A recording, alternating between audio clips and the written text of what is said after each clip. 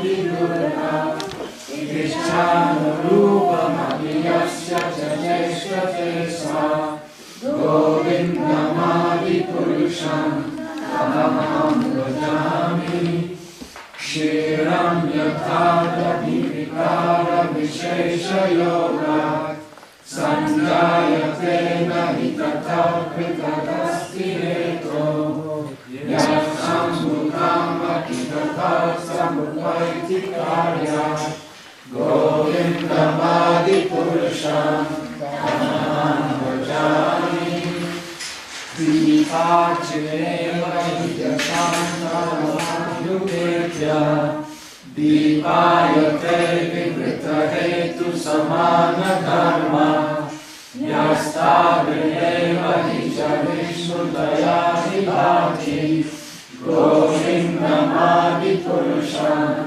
Tamaham bhajami Yataranadhavate bhajati smayoga Nidyamananta jagaranda sarova Adhara shaktim avaramya param samurtim Govindamadipurusham Tamaham bhajami Yasya Nishasitakamathavalamya Jivanti Roma Virajajarantanatha Vishnu Mahansa Vihayasya Kalavishesho Govindamadipurusham Tamaham bhajami Bhavasman yathashma sakaleshu nijeshu teja Sriyam kiyat prakatayatya vitatpadatta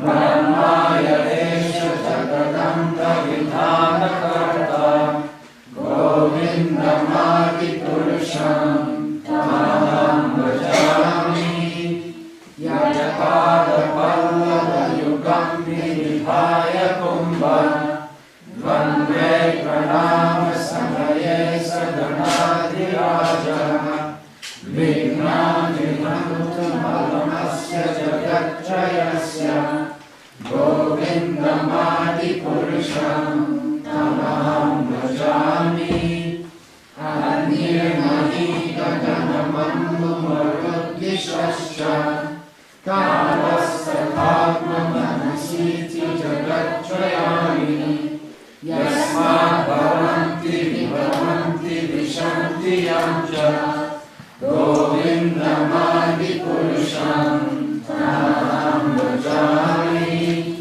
Yachakshuresha savita sakalagrahanam Raja samasta suramurti rashesha teja Yasyanyaya brahmati samritakara chakro Govindamadipurusham Tamaham bhajami Dharmo dharma nichaya shutrayastapamsi Brahmani kita patagavadayascha jiva Yadatta vibhava prakata prabhava Govindamadipurusham Tamaham bhajami Yasindra gopamatavindra mahosvakarma Vandana rupa parabhajanamatanoti Karmani nekrahati kintu jabhakti bhajam Govindamadipurusham Tamaham bhajami Yam krodha kama sahaja pranayadi dhiti Vatsalya moha guru gaurava sevya bhavai Sanchitya tasya sadvishim tanumapurete Govindamadipurusham Tamaham bhajami Shriya Kanta Kanta Parama Purusha Kalpataravo Dhuma Bhumishchita Mani Pranamani Toyam Amritam Katha Gamanam Natyam Gamanam Sakhi Chidanandam Jyoti Paramapi Yada Svatyamapi Cha Sayatra Shirabhi Shavati Surahi Yascha Sumaham Nimeshadha Shova Prajati Nahi Yatrapi Samyam Bhaje Shvetadvipam Tamaham Vidalokam Itiyam Vedantastai Santashiti Vilachara Katipare Ishvara Parama Krishna Satchidananda Vidyam Anani Adi Govinda Sarvakaranam. Neck beats can be changed.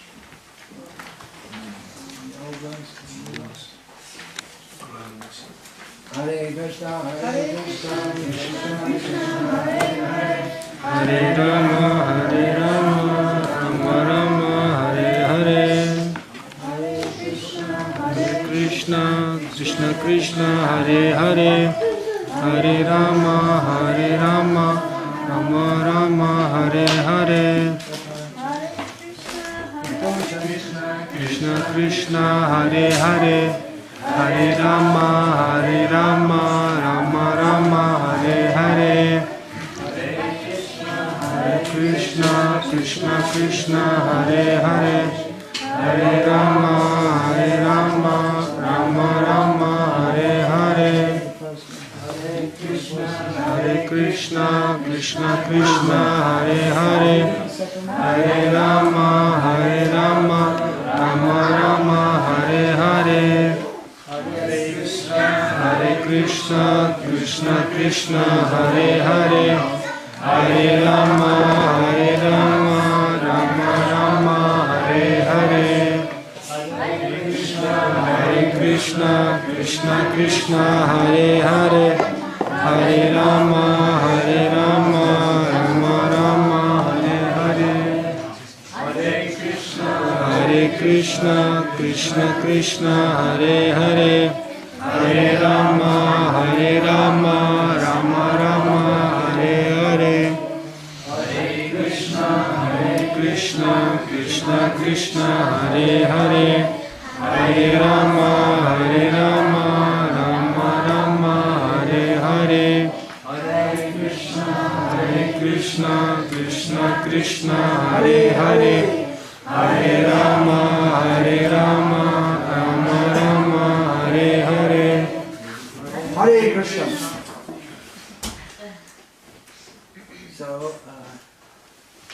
in accordance with Srila Prabhupada's practice and precept, there will now be a lecture about the meaning of initiation. And that will be followed by a lecture on the 10 offenses against the holy name. And that will be followed by further procedures in this initiation ceremony. Om Jnana-timirandhasya Jnananjana-shalakaya Chakshura-militam yena tasmai Shri-Gurave Namaha. Nama-shreshtham nanavapi shakti-putram atra-surupam rupam tasya-yadamurupurim-matarim goshavatim Radha-kundam girivaram-ho-radhika-madhavasham Prapto yasya prathita kripaya Shri-Gurum Tanyatamsa Shri Chaitanya Mano-bhishtam sthapitam yena bhutale Swayam Rupa Padamayam Dadati Swapadantikam Vandeham Shri Guru Shiyatav Padakamalam Shri Guru Vaishnavam Shri Rupam Sagrajatam Sahagana Raghunatam Vitam Tam Sajiva Sadvaitam Savadhutam Parijana Sahitam Krishna Chaitanya Devam Shri Radha Krishna Padan Sandana Lalita Shri Vishakhanita He Krishna Karuna Sindho Dinabandho Jagatpate Gopesha Gopika Kanta Radha Kanta Namostate Tapta Kanchana Gaurangi Radhe Vrindavaneshwari Vrishabhanu Sute Devi Pranamami Paripriya Vancha Kalpatarubhascha Kripa Sindhubhya Evacha Patitanam Pavanebhyo Vaishnavebhyo Namo Namaha Shri Krishna Chaitanya Prabhu Nityananda Shri Gadadhara Sivasadi Gaura Bhaktivinoda Hare Krishna Krishna Krishna Hare Hare Hare Rama Rama Rama Hare. It's the norm here that the kids play and make noise during the classes. It is disturbing. What should we do? Throw them out the window? No.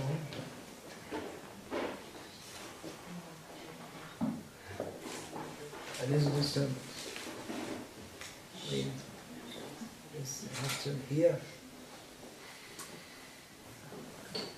these topics, important topics to hear, preferably without disturbance. Yeah, important topics. What is the topics? The importance of initiation. Very big subject. After many lifetimes we come to hear about this topic. Shrinvantu Vishve Amritasya Putra Aye Dhamani Divyani Tashtu. Listen, we should listen, we should hear. Know that we are sons of immortality, sons of nectar. We are meant for nectar. We belong to the world of nectar, where we used to live. We used to live in the divine world of nectar, the Dham. This is the recommendation. We should recommend it. We should hear about this.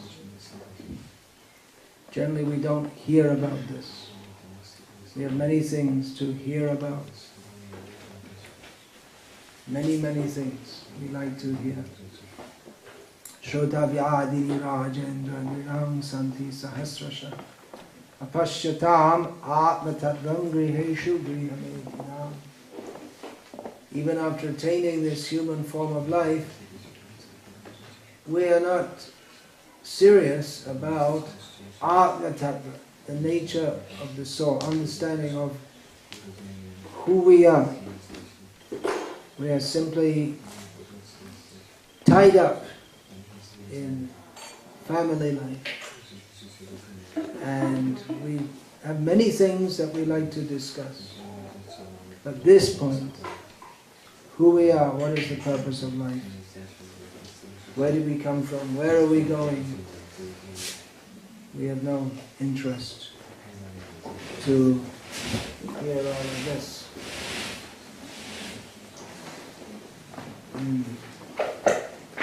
So, we are enjoying Utishka, Jagrata, get up, wake up, Prapya Varam Nibodha.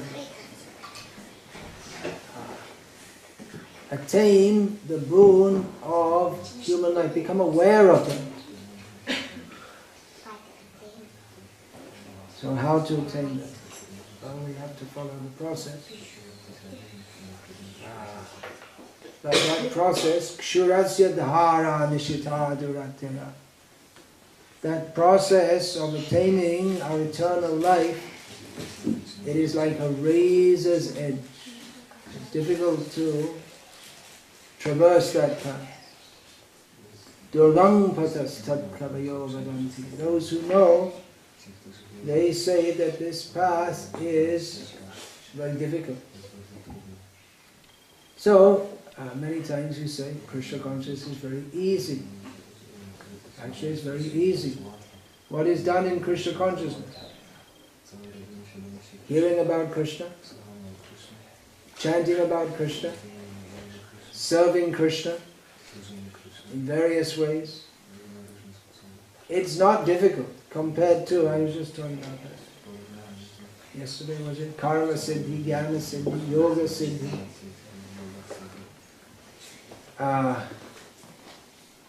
Srila Prabhupada commented in one of his Bhaktivedanta purports that actually it's much easier to be Krishna conscious than to go to hell.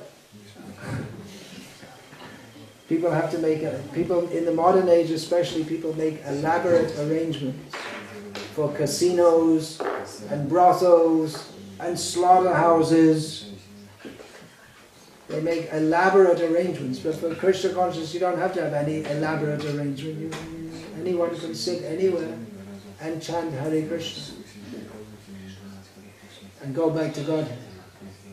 To go to hell in a big way you have to work hard and make money.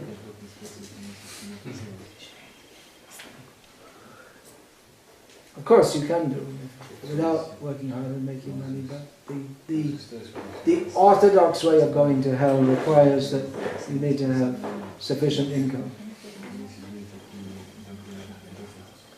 But for going back to Godhead, one simply has to chant Hare Krishna and hear about Krishna and remember Krishna. Shravanam, Kirtanam, Vishnu Smaranam, Pada Sevanam, Archanam, Vandanam, Dasyam.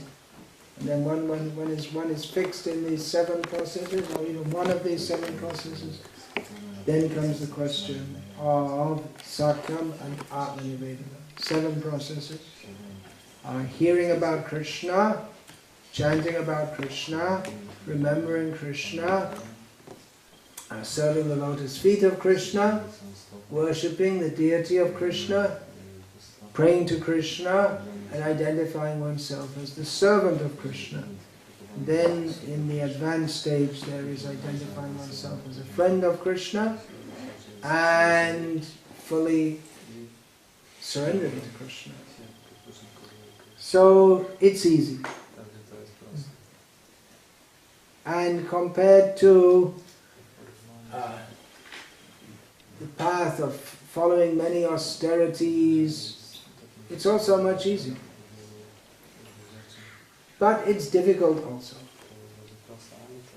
The difficult thing is the Atma-nivedana, fully surrendering oneself.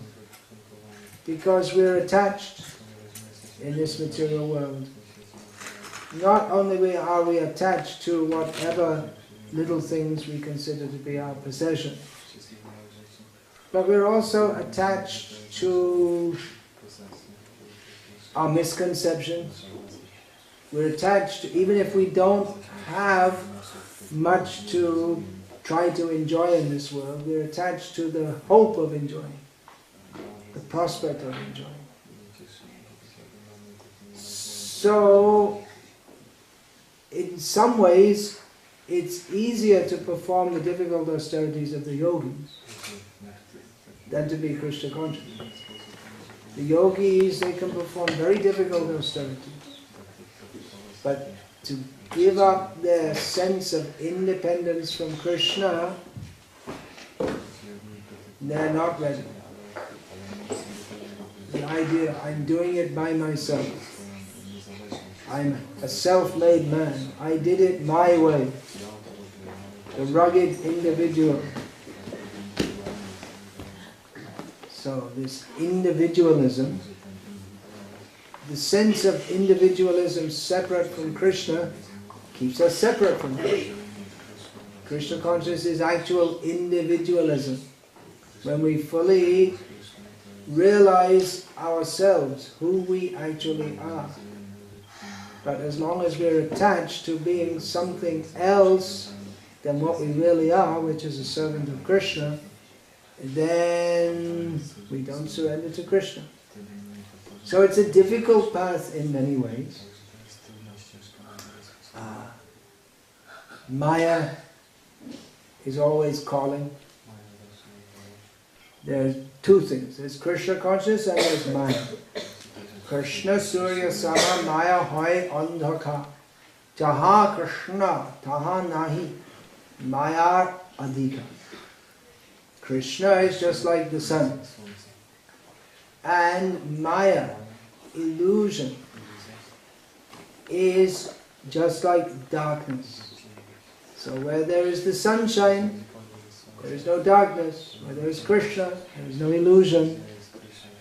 So there are two things. We can either be in the light or be in the darkness. The choice is ours. So when we take up the path of Krishna consciousness, it means turning to the light, to reality, in which we can see everything. In darkness, we think we can see, but we misapprehend everything. We misunderstand everything. It's seeing, but as I was just reading that this morning, seeing in the seeing in the darkness is not seeing. In the darkness we may see something, but we don't see it clearly. We may misunderstand it. The famous example, which it's not so well understood in Ireland, because there are no snakes here except in the zoo, but at night, seeing a rope on the path in front of you and thinking it's a snake, which is quite possible in the villages, especially in India. There are many snakes. In your village, there are many snakes everywhere. Pretty much all of them. There are plenty of snakes. So we see a rope, but because we can't see it clearly, and there's a fear of snakes, it's always there, then we tend to think it's a snake. And it's not a bad idea to be cautious if you're not sure. Because if you go on walking and you find a snake and it happens to be a poisonous snake, then it's likely to bite you. So, seeing the rope, we misapprehend it. We see it, but we mistake it to be something which it is not. So we don't see clearly. But when the sun comes up, we can see everything clearly. That verse is Jnanam yattu ajnanam yesham nashitam atmanaha tesham aditya vajnanam prakashayati tatparam. Spiritual knowledge is like the sun. When the sun rises, everything becomes clearly seen. Jnanam tu yad ajnanam. But in darkness, we're never sure. We may just see something, but we're not sure. So, Krishna is compared to the sun. When the sun rises, we can see everything clearly. That is the Janamastami. Krishna refers twice in Bhagavad Gita too. Janamastami, the light of knowledge. Knowledge is compared to a light by which we can see things clearly. This particularly refers to the spiritual knowledge by which we can see what's going on in this world. Otherwise we can't see. We see but we don't see. Pashyan api na pashyati. We see but we don't see. We see people are getting born, suffering, old age, disease and death. But we don't see it in proper context. We don't understand that here is a soul passing through a body. but we take the body to be the person, so we don't see. So Krishna gives the light of knowledge. He has a process, general process for giving that knowledge. That process is Tadvidhi Pranipatena Pariprashnena Sevaya Upadekshanti Te Jnanam Jnanenas Tattvadarshana. That one should approach someone who can see. One who can see tattva. There's no word in English for tattva, no exact word. It can be understood as some irreducible category, some basic category. So there's a tattva gyan, that's sometimes translated as philosophy. So one who sees everything in a categorized way is called a tattvadarshan. So the basic tattvas or basic principles of existence are Ishvara tattva, the principle of the Supreme Lord. Jiva tattva, the principle of the living beings. Prakriti tattva, the principle of nature, material nature and spiritual nature. The principle of kala, time, and the principle of karma, activity, and its results. So these are the basic tattvas, and there are many others. Bhakti tattva, the principle of pure devotional service to Krishna. Rasa tattva, lila tattva. There are so many categories. So those are tattvadarshis, are those who can see all these tattvas. See means not literally, because a tattva is an abstract concept. So it's seeing in the sense of understanding. Same as in English. If we say, I see, that means I understand. So, how to see, how to get the vision by which we can see reality, the process given by Krishna is, one should approach Tattvadarshi, one who sees. One has to. Now you may say, well, if I'm blind, how can I see a Tattvadarshi? So there should be some preliminary knowledge, some preliminary idea.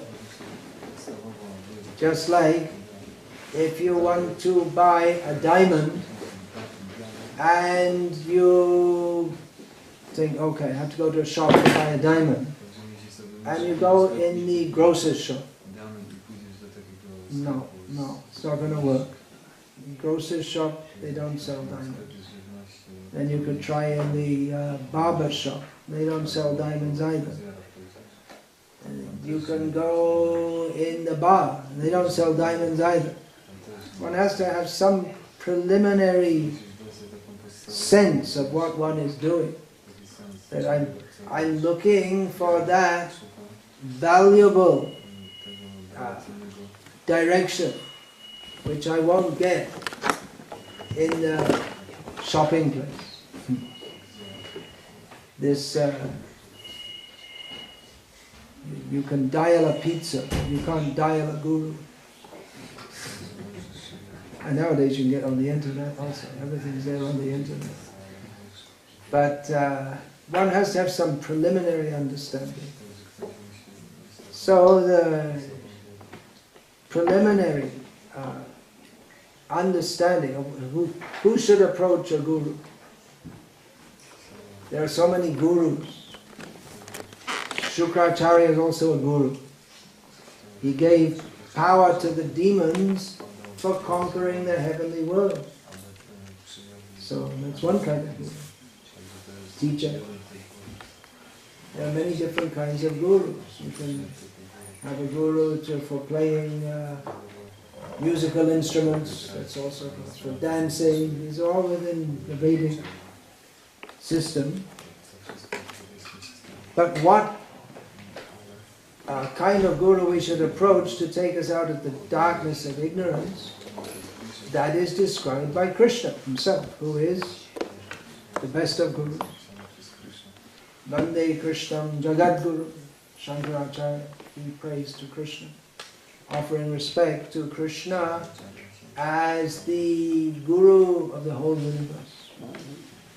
So we'll find in the Srimad Bhagavatam that Bhagavan Krishna, he describes the Vedic process of offering sacrifices, going to the heavenly planets, coming back again, getting born on this planet.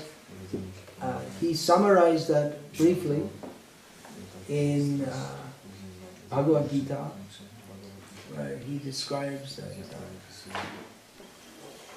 those who go to the heavenly planets, Taitam bhuktva svargalokam vishalam kshine punye martyalokam vishanti evam trai dharma manupratana gatagatam kama kama ladhante.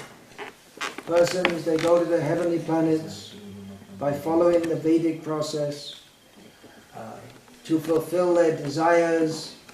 They come and go. When they go up there, they enjoy tremendous happiness.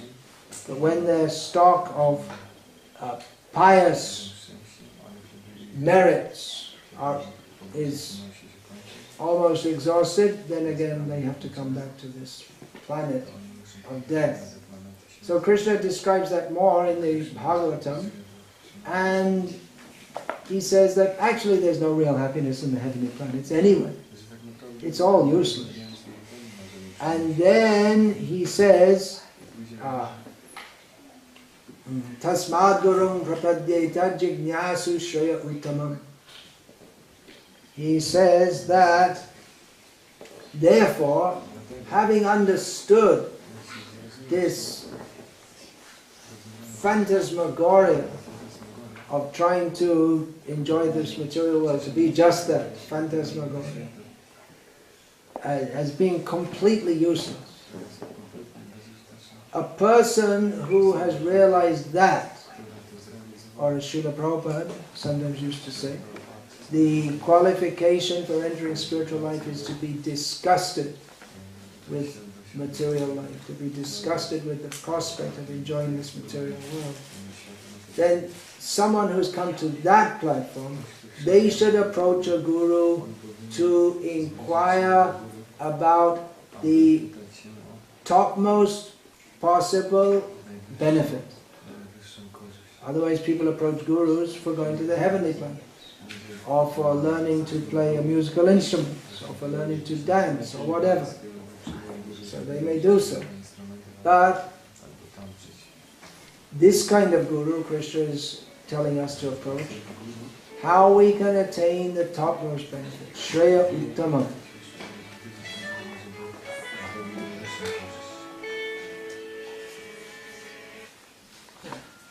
Everyone's invited to turn their cell phone off. Then, Shabde Pare Janishnatam Ramanyu Pashamashrayam. And he gives succinctly there the qualification of who will be that guru, who can be that guru. One who is immersed in the transcendental sounds of the Vedas, and who has taken full shelter of the Supreme.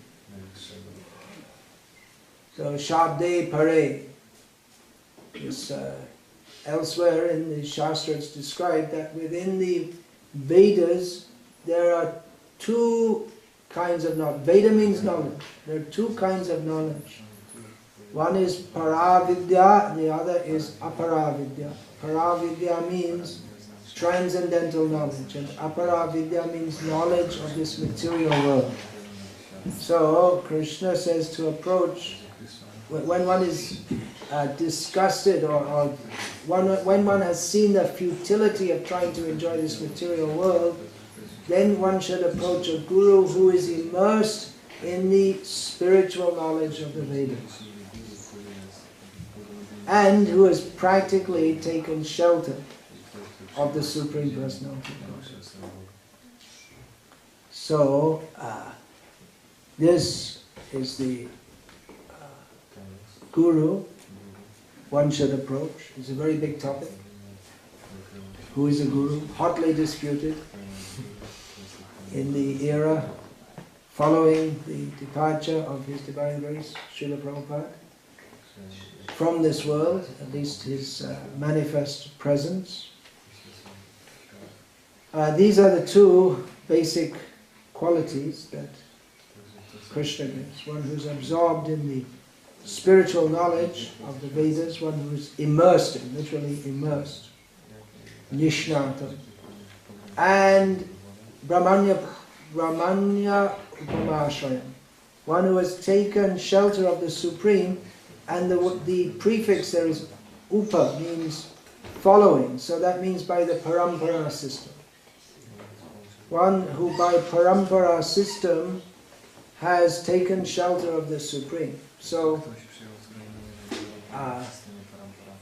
Guru means one who's taken a shelter of Krishna via his Guru. The process of Krishna consciousness is easy, but not easy. Hearing about Krishna is easy, not very easy. Sitting in a class is relatively easy. Hearing it is something else. Listening is something else. So nowadays many of the speakers, they resort to jokes, storytelling, etc. But we see Srila Prabhupada, he had a very grave presentation. It's the onus is on the listener to listen, not that the speaker has to become an entertainer to catch the attention. Then the person who's listening is not actually fit to listen. So listen means we should be eager to hear is one thing.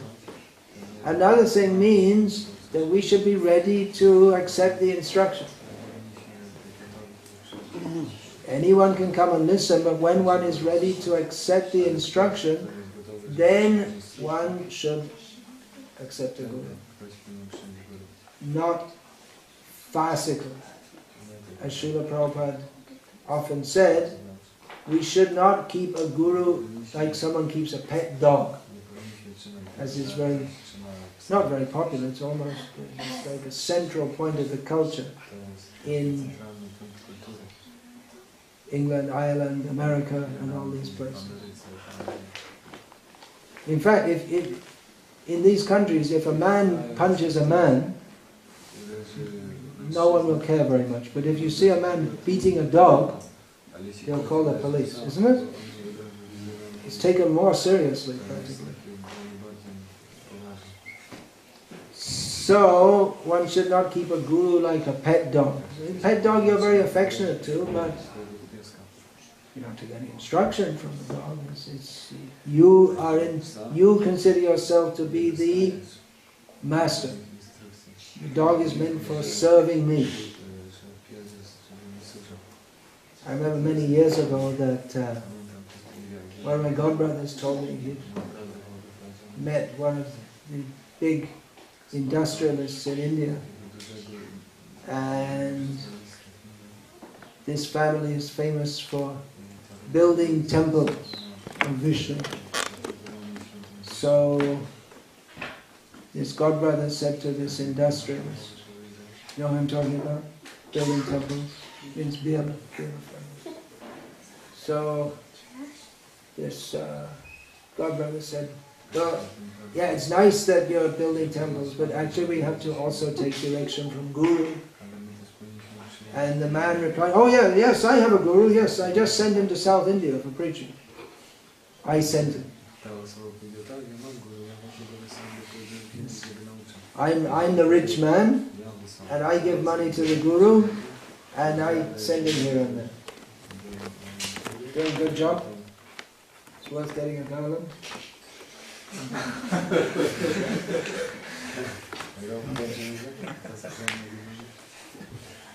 Actually, the initiation candles and the priests are all supposed to have garlands, yeah. Just now come. Already come. You can put them on. So,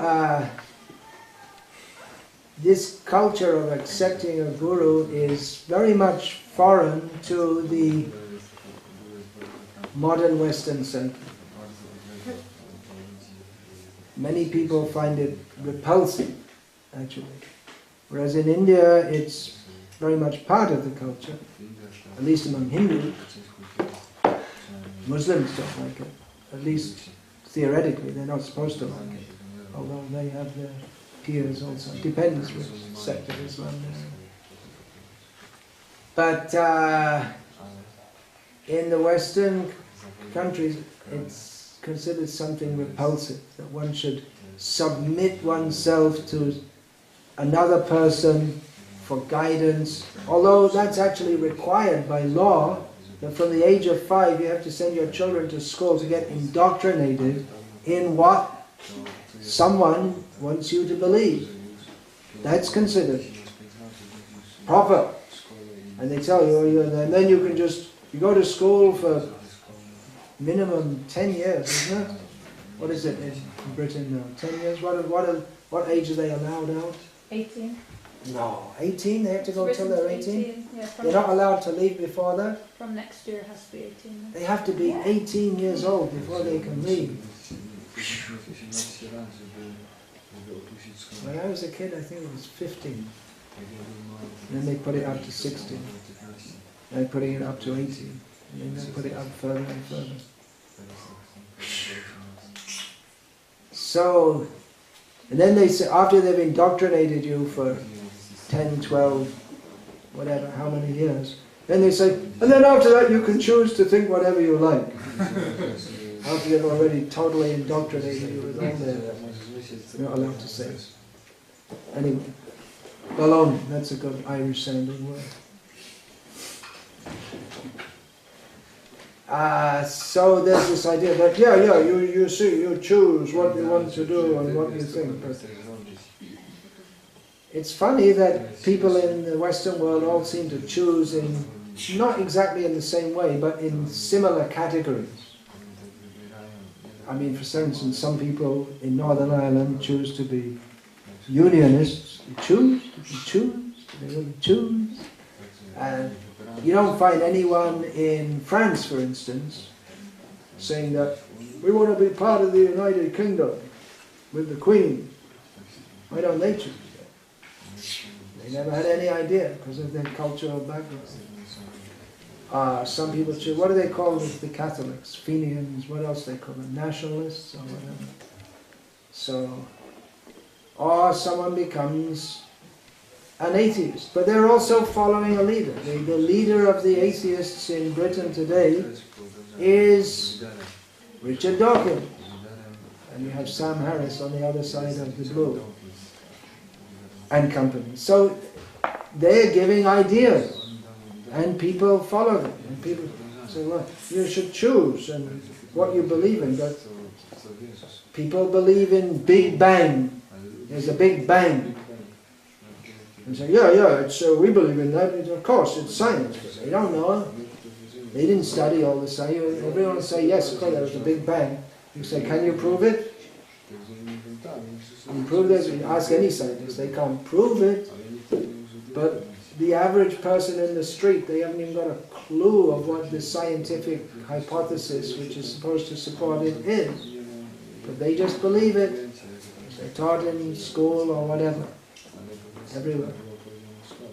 So, everyone, whether they know it or not, they take guidance from others. Even they say you can choose your own way to think, but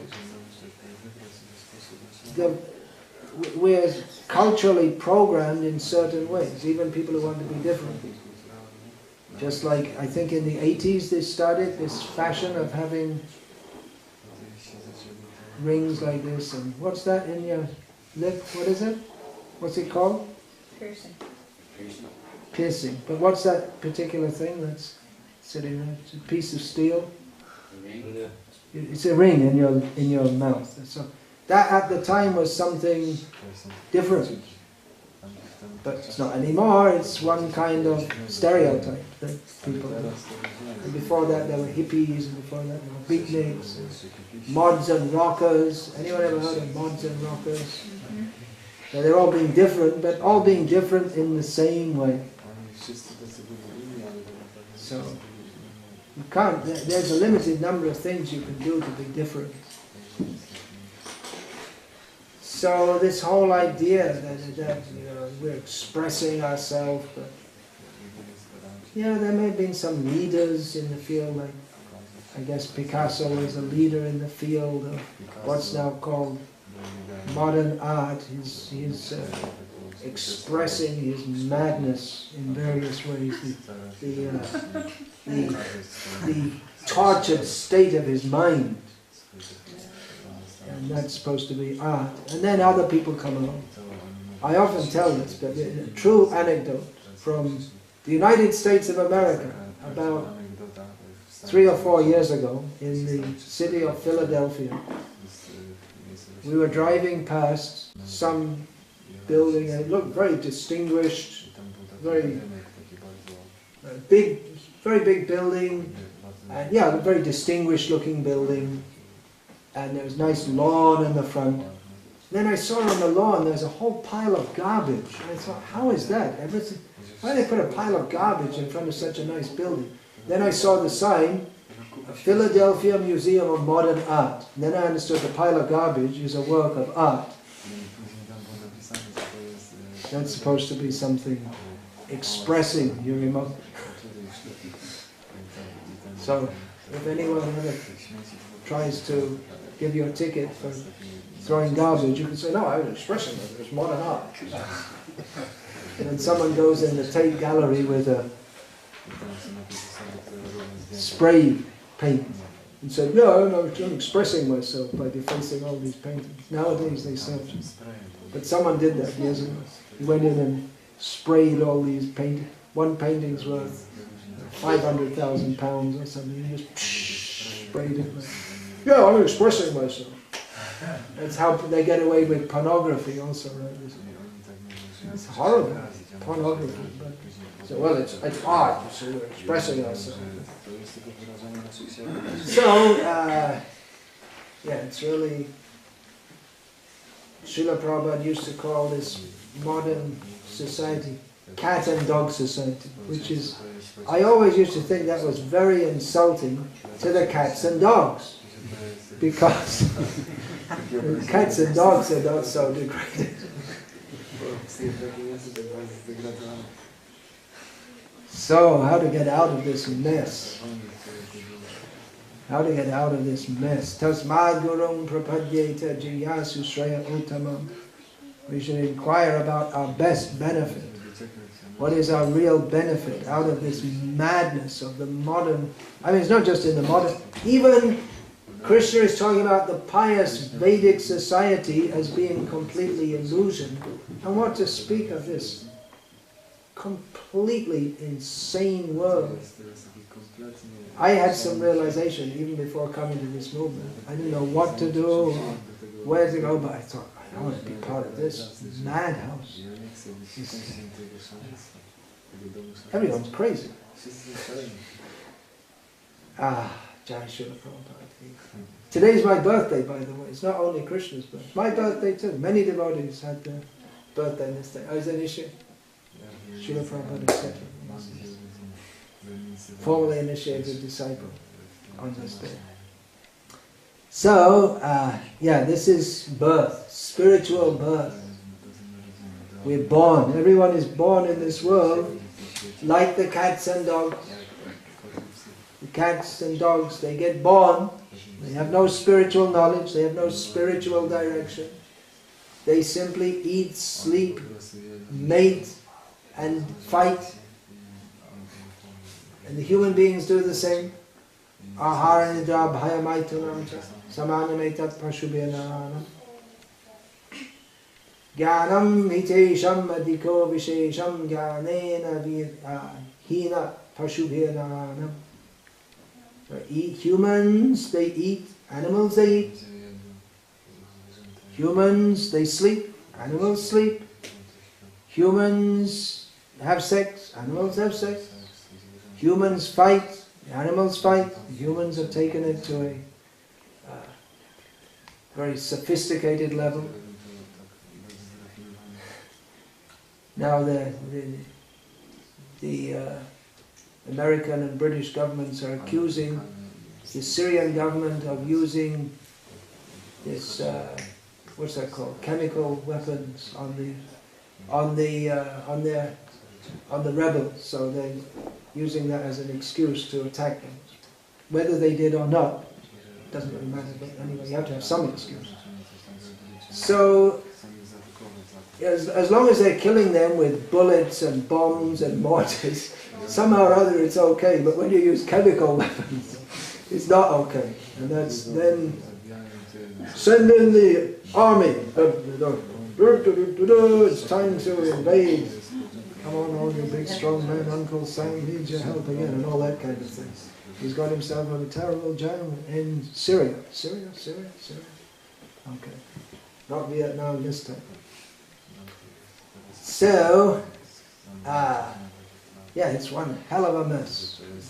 And eating, sleeping, mating and defending. What's the difference between a human and an animal? Well, a human stands on two legs. But he's still eating, sleeping, mating and defending. What's the difference? Jnana, knowledge is the difference. And knowledge doesn't mean how to make more bombs and how to orchestrate some incident by which we can pretend that now we have an excuse to attack Syria.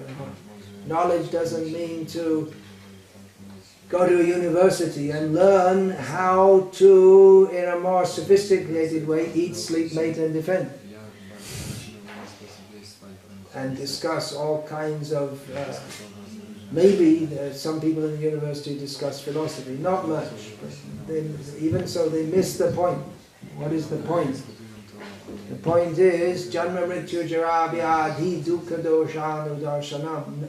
Real knowledge, which no one in the university is discussing, is that we are suffering birth, death, old age and disease. That's our real problem. They're not discussing it. Therefore, they're sophisticated animals.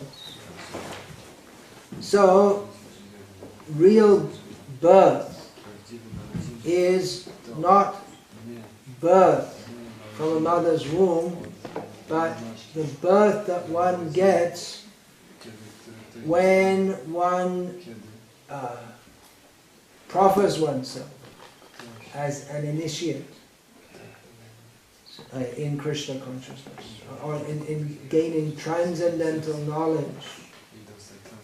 The knowledge by which we can go beyond simply eating, sleeping, mating, defending, birth, death, old age and disease, and which we can reattain our status.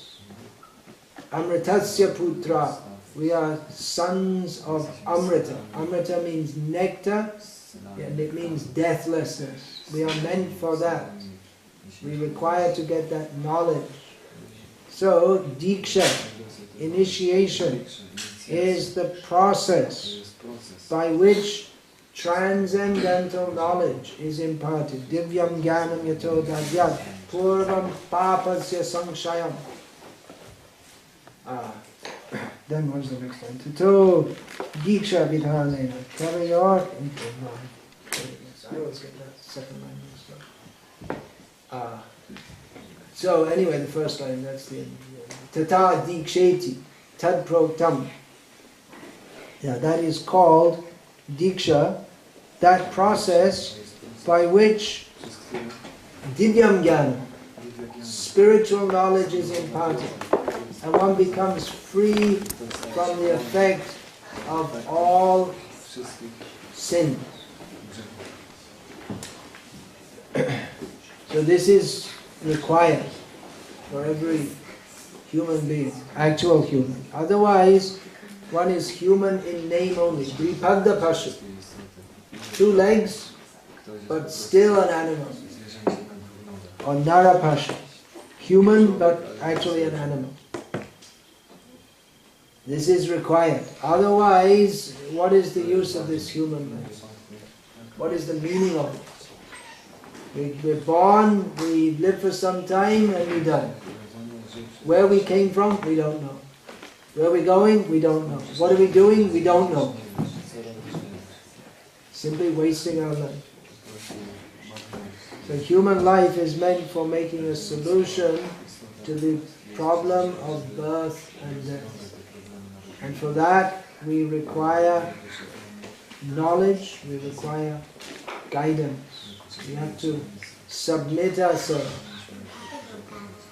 We have to submit ourselves to take that guidance. Voluntarily we have to submit ourselves. So Shastra states that unless we, a human being who is not initiated, who doesn't accept initiation, is just an animal. Every human must get initiated. And so in Hindu tradition, it's become just that, a tradition, that people get initiated. That's broken down to a large extent, like almost everything else in Hindu tradition. But previously, everyone would family gurus, just like in the Hindu tradition, if your father is a doctor, you become a doctor. If your father is an astrologer, you become an astrologer. If your father is a barber, you become a barber. And if your father is a guru, you become a guru. That's the caste system. So every caste or every family would have their caste guru. So the father's guru, his son, would become the disciple of his guru's son, family guru.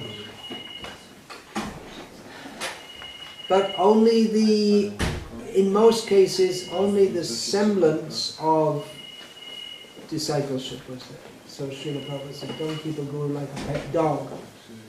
Only the semblance of guruship and only the semblance of discipleship. But no urgency to attain that knowledge by which one can become free from birth and death. Tadvidhi, the whole package, Tadvidhi Pranipata, one should bow down before the Guru. Bow down means not just as a formality. Bhaktisiddhanta Saraswati Thakur used to refer to Dandavat Bhakti. They're very expert in, they'll fall down and offer obeisance. But that's all right, that's good, that should be done. But not just offering obeisance, but one should actually have the attitude of submission. Be ready to follow instruction. And one should question the Guru with questions. Which questions? Pariprashnena jignasu shaya uttama. One should inquire about the topmost benefit that one can attain. And seva, one should serve the Guru. So in Indian tradition, the bowing down and the service to Guru tend to go on, but the inquiry into the ultimate reality, that is generally lacking. In fact, someone told me some time ago that he was formally, means in a ceremoniously, not previously, ceremoniously, initiated into a Vaishnava Sampradaya, family line. And then after some time again the Guru came around and people were coming to see him. And this young man, as he told me, he went to ask the Guru a question because he'd been reading Prabhupada's books.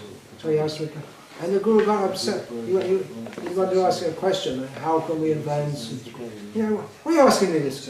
Why are you asking that? Don't ask questions. He has no practice of answering such questions.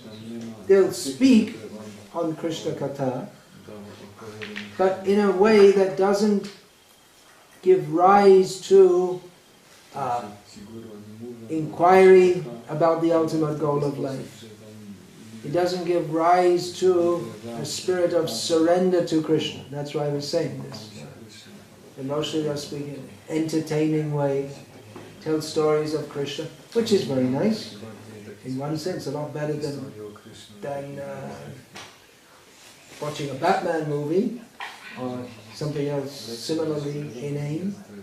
But Krishna is treated as someone who we love but we don't surrender to. So it's superficial. Superficial love of Krishna. No surrender. No intention to give up sense gratification. Of course, the people may be pious. Generally people who hear these professional kathas, professionally spoken kathas in India, which there, if you go now in Vrindavan or Govardhan, you'll find so many hoardings, advertising, different speakers on Srimad Bhagavatam. So generally the people who go to listen to this, and there are many of them, they won't be meat eaters. Mostly they won't be taking alcohol, or probably most of them don't even smoke or chew tobacco. They're pious people who are inclined to hear about Krishna at a certain level, a superficial level.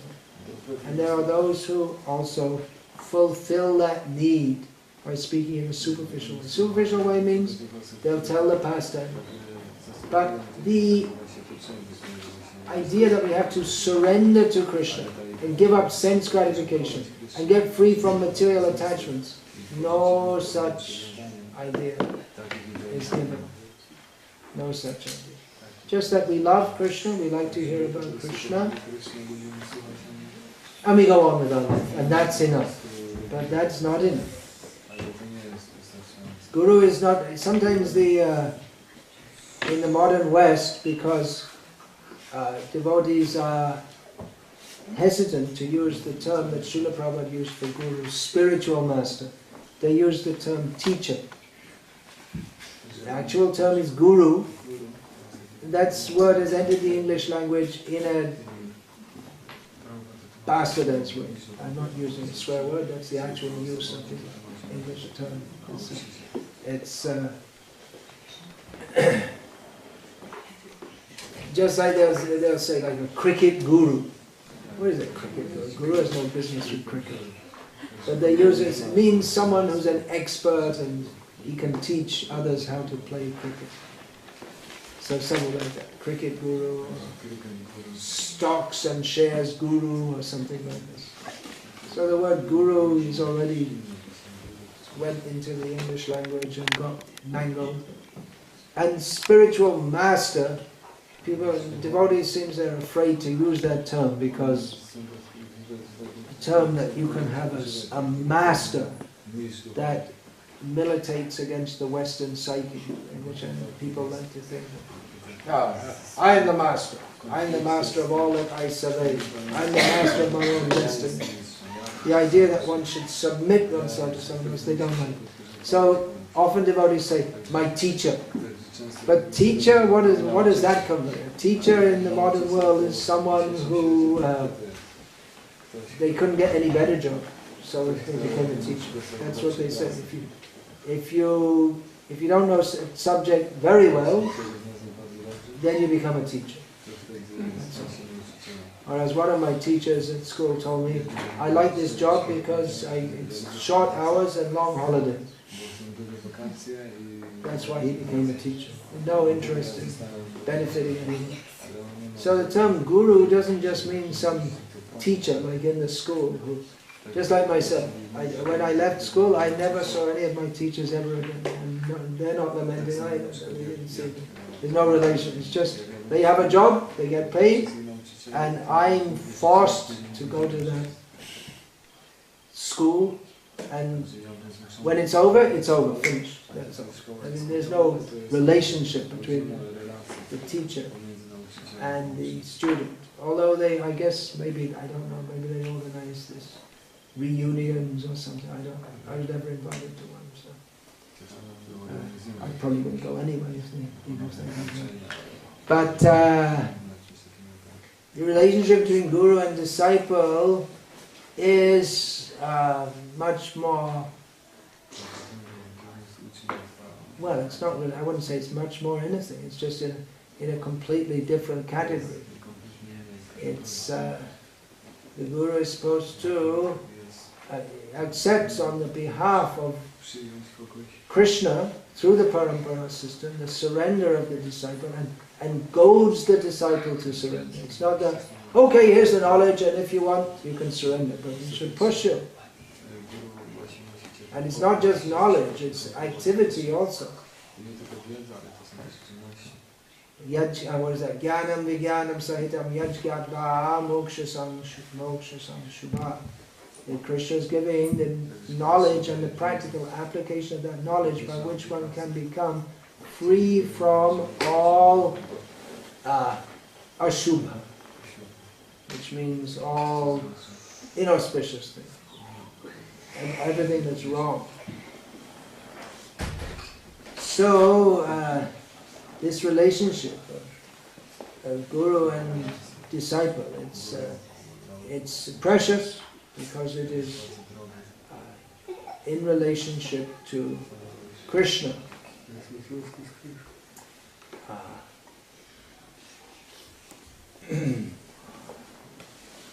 Now here we are sitting at the lotus feet of Srila Prabhupada, who for the first time in the Western world showed what a guru is. He was the first guru in the Western world. Of course his godbrothers also came, and they also preached Krishna consciousness. But really in a major way, Srila Prabhupada, he brought Krishna consciousness and the whole culture that goes with it. In our Krishna conscious movement at the moment, there is a cultural divide. It's not fully divided yet, but there's a divide between those who think that, well, we should just to a large extent go along with Western culture, and there are those who say no, we should adopt the Vedic culture, which Srila Prabhupada often wrote about and spoke about. So, which is better, which is best? Well, my fear in adopting the Western, the idea, well, you can be Krishna conscious, it doesn't matter so much about how you dress or what you eat as long as it's vegetarian and offered to Krishna, and what kind of music you play or listen to, doesn't really matter. The main thing is you should chant 16 rounds, follow 4 regular principles, and understand the principles of Krishna consciousness. So that may be true to some extent, but the fact is that, an important fact is that with culture goes principles and concepts also. Adopting the Western culture means adopting to a large extent the mindset that goes with it. Culture and worldview are not separate. They're intricately interlinked. So in the Vedic culture there's a concept of guru and disciple which is essential for making any progress. How much progress can we make in Krishna consciousness without being initiated? We can go that far up to the level of initiation, which is the initiation means formal acceptance into the sampradaya, a formal declaration of one's intent to surrender to Krishna. So one can advance by chanting and following, but unless one makes the formal commitment as Krishna gives this process, then what is our position? Ashraya bhaje Krishna tare nahe taje ashab mare akara. Narottam Das instructs us that those who worship Krishna by taking shelter, Krishna doesn't reject them, and all others, they live and die useless, meaningless. So the process of taking shelter, that is called Sharanagati. It's a very important word, Sharanagati. So that process of taking, there is a process of taking shelter. And I think, well, Chaitanya Mahaprabhu came to give Krishna prema. So what's all this about the process? But Chaitanya Mahaprabhu, he also taught to Rupa Goswami the methodology for attaining prema. He gave the 64 angas of bhakti, that's Vaidhi bhakti, which there's a misconception that, well, in Raganuga bhakti you don't have to follow all these rules, but there's Raganuga sadhana also. We're all aiming at spontaneity in devotional service, but we have to practice, and the practice is given by Chaitanya Mahaprabhu. Chaitanya Mahaprabhu gave the process to attain Krishna prema. There's a process to awaken that prema which is dormant in everyone. Nitya Siddha Krishna prema Shadha Kabuna Shavanadi Shuddha Chitte Karya Udaya. Krishna prema is dormant in everyone, but it needs to be awakened by the process of hearing and chanting about Krishna. So that process, that there's a whole package. How to awaken our Krishna consciousness. How to come to reawaken that Krishna prema, which is dormant in everyone. Bhaktivinoda Thakur describes that Sri Krishna Chaitanya Prabhu Jive Daya Kari Shaparshad Shiadhama Shaha Avatar. Chaitanya Mahaprabhu, being very merciful to the jivas of this world, appeared in it, descended into it, along with his associates and his own dharma, Bhagavad Dharma. Atantar durlabha prema karibare dan. He came to give that extremely rarely attained prema. And how did he give it? Shikhai sharanagati bhakatera pran. He gave it by teaching the process of sharanagati, which is the life of the devotees. And I'm running out of time because this should all be finished. Anyway, anyway, that's why I get initiated, so you can come and learn. Can't say everything all at once. So that Sharanagati, which we're to briefly, Anukulyasya Sankalpa Pratikulyasya Bhajana Rakshishititi Vishvasa Gopchuk Vedaranam Tata Atma Nikshepa Karpanye Sharavidha Sharanagati. The 6 processes or parts of Sharanagati, the process of taking shelter, is to accept everything that is favorable for advancing Krishna consciousness and to reject everything that is unfavorable. To be confident that Krishna is protecting me and maintaining me. That's 2. 1, 2, 3, 4. Number 5 is to completely give oneself to Krishna. And number 6 is to always think oneself very poor and lowly. Humility. Dainya. The last in this verse, humility is mentioned last. Bhaktivinoda Thakur, in his exposition of Sharanagati, puts Dainya first. That's the thread. that runs through it all. Humility. So that humility also, that comes in surrendering to a guru. There's training in humility. That one has to be ready to submit. And submit means fully submit. You're trained in that. Training. So anyway, there's some points. It's a big topic. The importance of accepting initiation. In one sense, initiation is a formality. The ceremony is a formality, but it's a formality because even before sitting in it, one should have the attitude of surrender. If one doesn't have that, then this formality is meaningless. It's formality, but it's necessary also. So, 10 offenses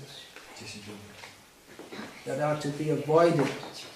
Sometimes we say 10 offenses to be avoided while chanting the holy name. But it's not only while chanting the holy name. The first offense is to not to blaspheme sadhu. So, Hare Krishna, chanting japa. Hey you! I don't like the look of your face. Krishna, Krishna, Hare Hare. It's not only while we're chanting, it's a whole attitude that goes with our whole life. One should not blaspheme sadhu. Very simply stated, sadhuism.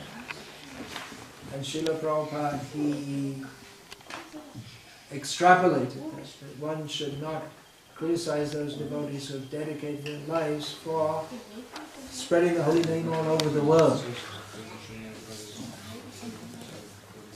So that is the mad elephant offense. Chaitanya Mahaprabhu gave the example that if a mad elephant enters a garden, he destroys it. Even Hatimata means an excited elephant. When an elephant gets excited, then he just starts. Never mind gardens, just even small trees, banana trees, and just rip them out of the ground and throw them here and there. Castor plants, small trees, almost trees.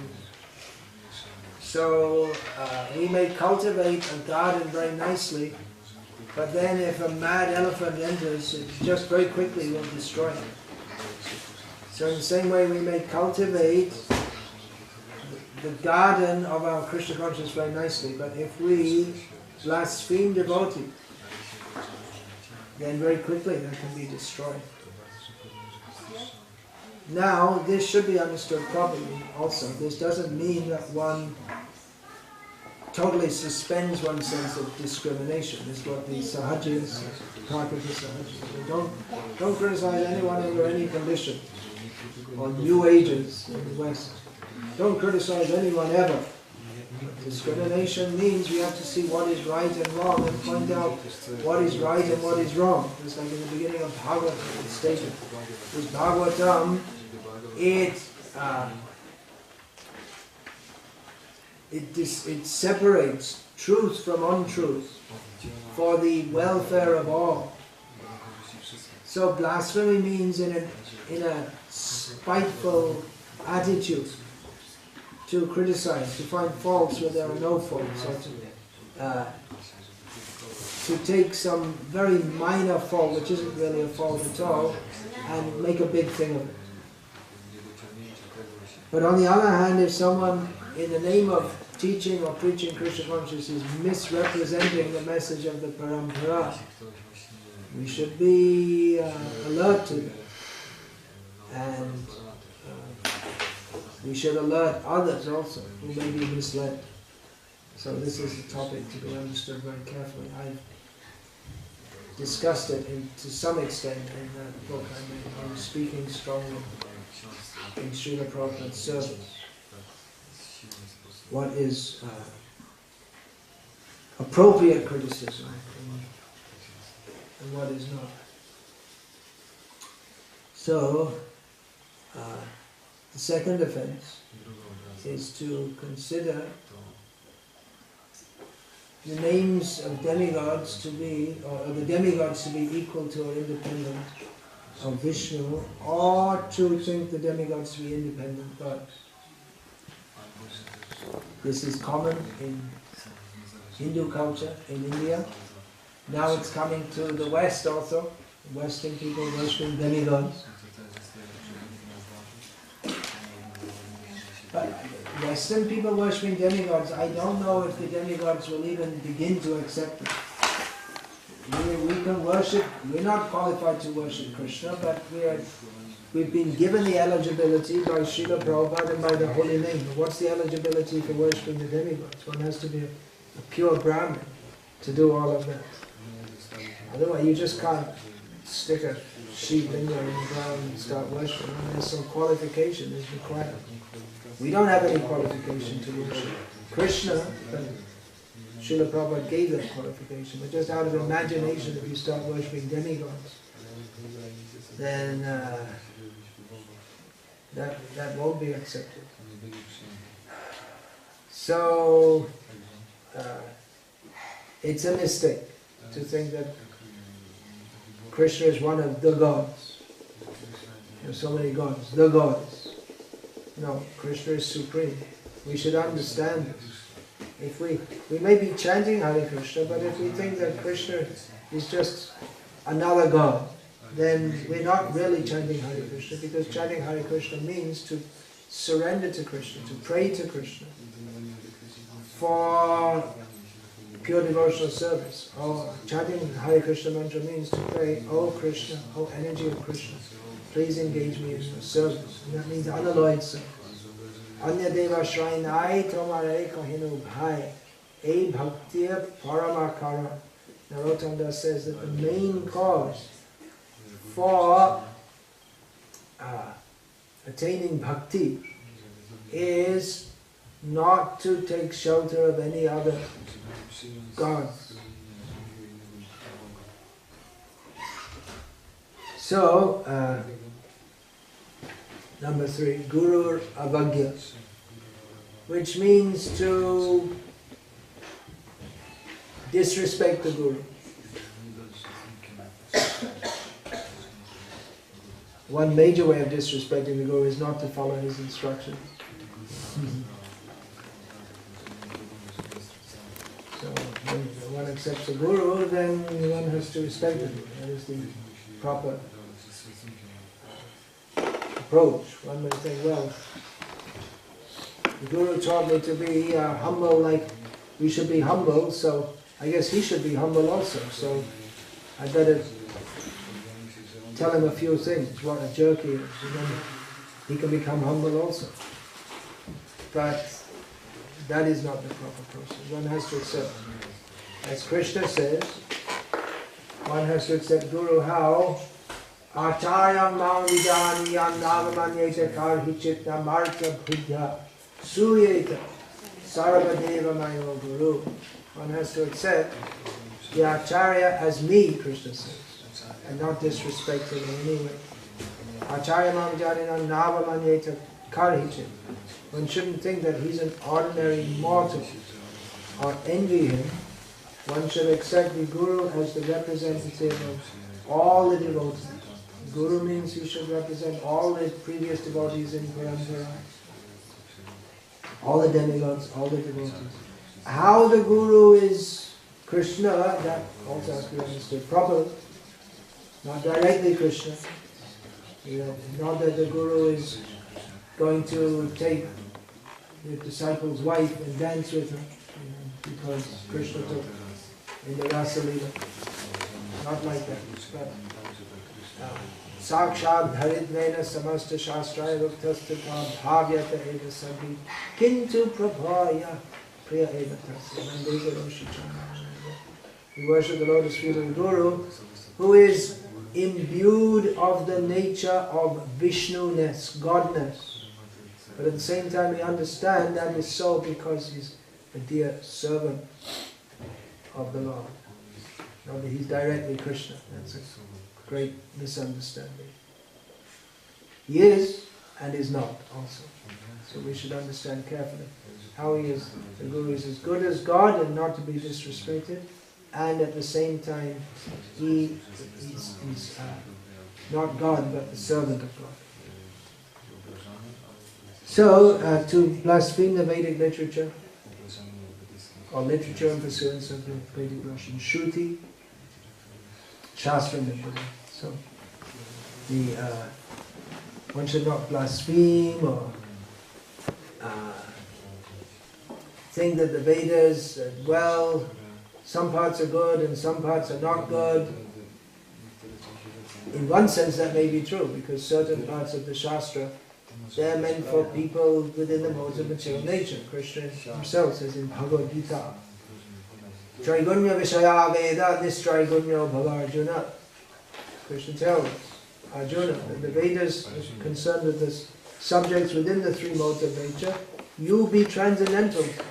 In other words, he tells Arjuna, you don't need the Vedas. How is that possible? One should understand, Vaideshcha Sagara Hameva Vedaha. The ultimate goal of the Vedas is Krishna. But some parts of the Vedas, they're meant for people in the lower modes of nature. On that account, we should not blaspheme or say, oh, this is all useless. It has its purpose. It's given by Krishna.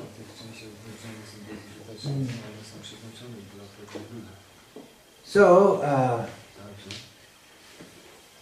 to give some mundane interpretation on the holy name, to think that there are so many mundane interpretations. By chanting, it steadies your consciousness. This Allen Ginsberg, he recommended for people after being all night on LSD, you can go and join the kirtans at the Krishna temple early in the morning, and that will help you to make your re-entry into the normal consciousness. So it steadies the mind. So chanting is meant for steadying the mind. You know, we may say, well, actually some famous Swami used to say, Krishna means black, black means unknown, so Krishna means unknown. So mundane interpretation. Krishna means the supreme truth. We should accept him as such, and not any other name. Or to think that the holy name is some imaginary process. Someone a long time ago just imagined all this. This is what the anthropologists say, all this religion. And, well, it was Sigmund Freud had this brilliant idea that, not brilliant, that God is just some imagination. That people, they used to live in tribes, primitive man used to live in tribes, and the leader of the tribe used to enjoy all the women. He was the father, and the children used to they respect, feared, and envied the father, and that got passed down in our genes. Of course, Freud, the concept of genes hadn't been imagined at that time, but that was passed down in our consciousness. See, the Father, God the Father, someone who's big and powerful, and we have to do what he says, otherwise he beats us up. You never heard of Krishna. Krishna doesn't fit his supposedly psychological speculations. So this idea that this chanting, well, it's all just some imagination. It's not, and there's nothing really, anything special. It's just someone made it up. Or to think that chanting, that stated that by chanting one can be free of more sins than you can commit in many lifetimes. So they, well, let's just exaggerate. That's to get people to chant. That's to encourage them to chant. No. By chanting the name of Krishna, when one becomes free from all sinful action. That is a fact. One shouldn't doubt that. One doubts that, that's your fact.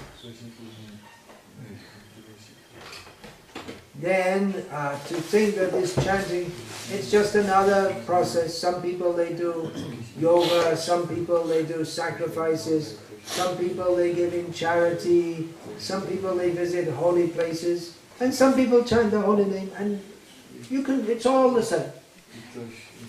No. These processes within the karma kanda or within the jnana kanda for that matter, which are not centered on surrendering to Krishna, they are different religious processes, but they have they're undertaken in a completely different mentality, and they have a different result. Yadrishi shraddha siddhir bhavati tadrishi. According to our faith, according to our outlook, we get a result accordingly. So if we think that, well, you can chant Hare Krishna, and it's one of those things. It's like offering sacrifices or going to holy places or so that you can get free from sins. No. Chanting Hare Krishna is for attaining love of Krishna, not for anything else. Once the editors of Bhakti Godhead magazine, they featured photos of people, and then there would be a photo of so and so. Linda Rothsman, age 27, data operator or something like that. So, and then a little quote from her. It's difficult for me to balance having a family and a full-time job, but chanting Hare Krishna really helps me. Or so-and-so, Robert Grant, age such and such, printing executive. That it's always tremendous stress to meet the deadlines in the printing industry. But chanting Hare Krishna gets me through my day. So like this, the idea was to show ordinary people, although Robert Grant was Rameshwar, pretending to be an ordinary printing executive. So, the ordinary people in ordinary jobs, and they're also chanting Hare Krishna and they're getting benefits. When Srila Prabhupada said he saw this, he changed the whole editorial team and said, teach people to chant Hare Krishna for getting love of Krishna, not for any mundane purpose. That was an offense against the holy name. To instruct the glories of the holy name, as we often hear, to the faithless person. It's a faithless person, not the. If there's only one, that would be good. We could go and hunt him down and send him off to Siberia. To preach the glories of the holy name to any faithless person. Anyone can be invited, chant Hare Krishna. But if people don't have faith in this process, then we should not instruct them in the intricacies of chanting Hare Krishna, how chanting Hare Krishna leads to love of God. In other words, we should instruct, if at all, first of all we should bring people to the platform of faithfulness, and then we can teach them all the intricacies of devotional service and chanting the holy name. To maintain material attachments, even having heard so many instructions about all of this. To deliberately maintain material attachments. That's a tough one, isn't it? We have to come out of it. Therefore we have to make Krishna completely our life. We don't have anything else. Of course, as long as one lives in this world, one has some possessions, and those who are married, they have family members, but Even family members, we should think. Manasa deho deho jokit chuma. Apilum tua pode nonde kisho. That I like my mind, my body, my family, home, that everything should be offered to Krishna. No, we have to strive to overcome these material attachments by being absorbed in Krishna consciousness. Bhakti Thakur also states that inattentiveness in chanting causes all other offenses. So we have to know what these offenses are. We may say, why are we being initiated? Anyone can chant. That's true, anyone can chant. We're being initiated into the path of pure devotional service, into the pure chanting of the holy names. Anyone can chant, but to develop purity we need guidance. If we see most of these offenses, they're based on misunderstandings and wrong attitude. We think that the demigods and Krishna are all equal. That's a misunderstanding. We have to learn, we have to be trained to understand Krishna is supreme. To think that chanting Hare Krishna is the same as some mundane religious activity meant for diminishing sinful reactions and becoming pious so that we can enjoy better in this material world. This is a misunderstanding. We have to learn, we have to be trained. And then then this chanting will bring us, that will actually purify us. Cheto darpanam marjanam. The purification doesn't take place if we maintain material attachment. So we have to be trained to overcome that. That's why hearing and chanting. When we say kirtan, that means Shravana kirtan. Because when we say Krishna, properly we have to say Radha Krishna or Sri Krishna. Krishna is not separate from Radha. So kirtan is not separate from Shravana.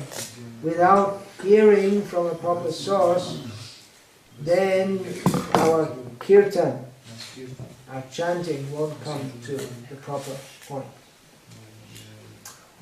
So, Hare Krishna. So we'll go on now with the giving the beads and names and taking the vows. And after that there will be the performance. So what about the garlands?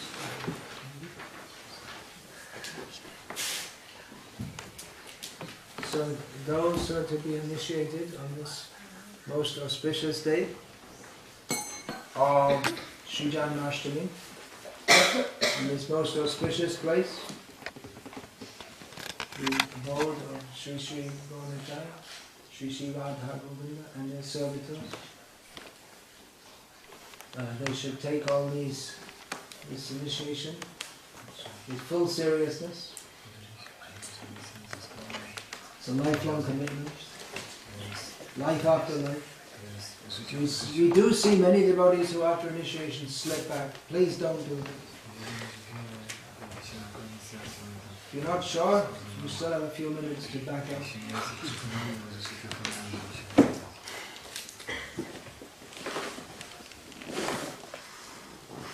So those who are going to initiation, they can first offer obeisance, come and offer full obeisance to Srila Prabhupada, then to the deities, and then to the initiating guru. You have to do that in such a way. Anyway. Yeah, they can come. Okay, so please, you come first. Where are the kids?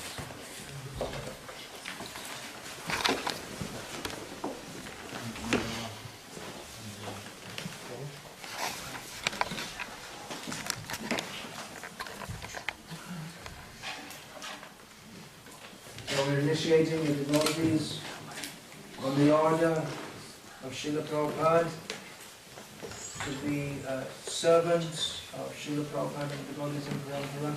Kindly sit in such a way that you don't show your back to Krishna. One of the appendices.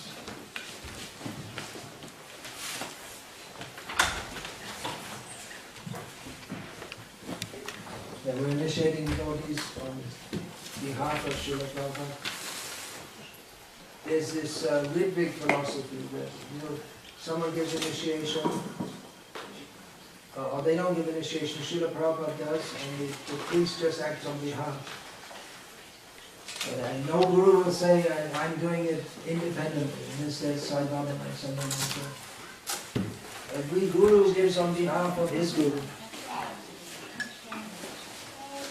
The difference between the Ritvikism and Guruism, or whatever you want to call it, is that in the Ritvic philosophy, so-called philosophy, they don't take any responsibility. Okay, here are the books and do what you like. It's up to you. Theoretically, there's no... Yeah, the person who assents to actually give initiation, they say they're doing it on behalf of God, but they don't take any responsibility to guide the person. Yeah, the garden can be over. Yeah, that's what they have to do. This is why I'm showing your feet that you do. Push.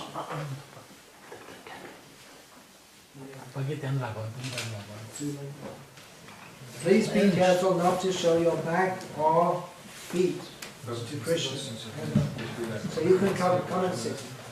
Come and sit. Don't show your back to Krishna. Sit facing me. Sit facing me. Facing this way. Put your face. So yeah, please tell me what are the 4 regulated principles. Okay. And how many rounds do you have to chant? 16 minimum every day.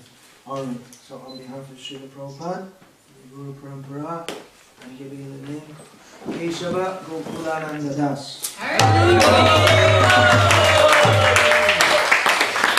Now you're in the shelter of Gokulananda. So, Keshava Gokulananda Das. Hare Krishna. Where's the translation?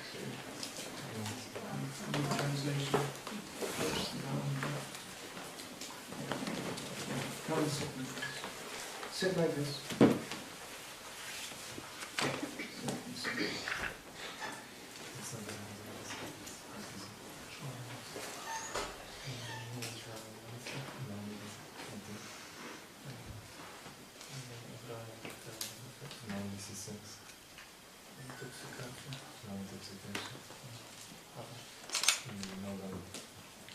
How many rounds? Okay, come a little closer. Alright, so tomorrow is Srila Prabhupada's, the anniversary of Srila Prabhupada's appearance, and you are here serving Govinda. So I'm giving you the name Guru Govinda Das.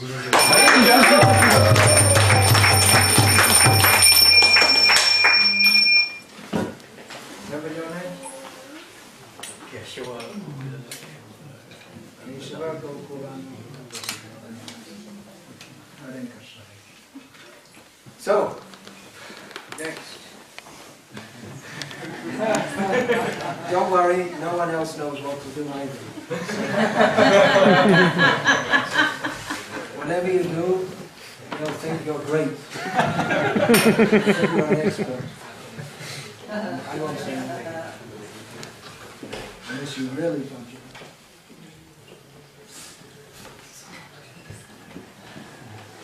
Hare Krishna! Hare Krishna! First we chant one mantra word by word, and then we'll do Achaman. Can you give them a shot?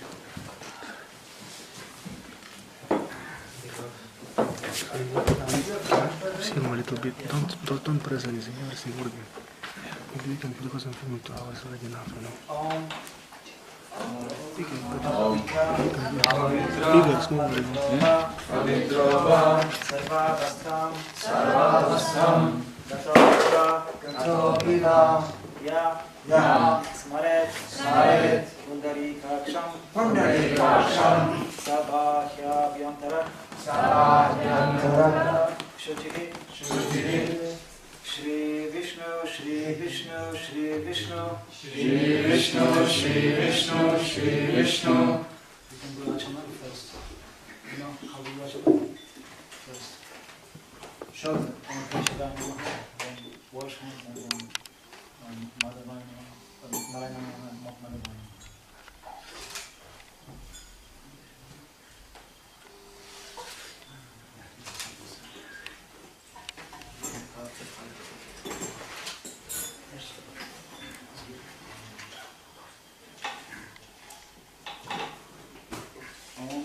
Shri Govinda Govinda Govinda Asyam Shubhatitha Akita Bhotana Krishna Dasaha.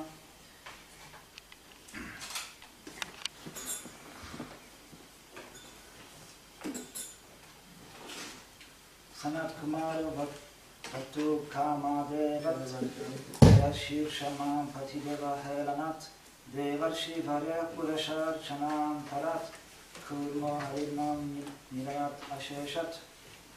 You have all the lectures yesterday.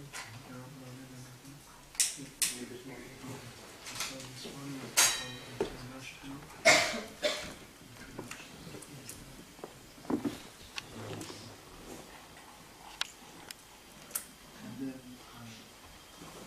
initiation lecture.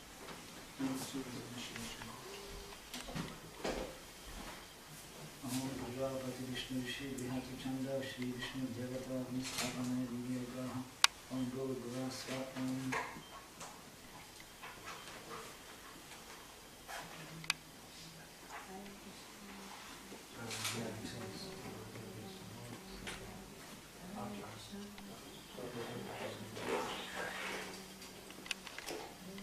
Hare Krishna, Krishna Krishna, Hare Hare, Hare Rama, Rama Rama, Hare Hare. Hare Krishna, Krishna Krishna, Hare Hare, Rama Rama, Hare Namaste. Hare Krishna, Krishna Krishna,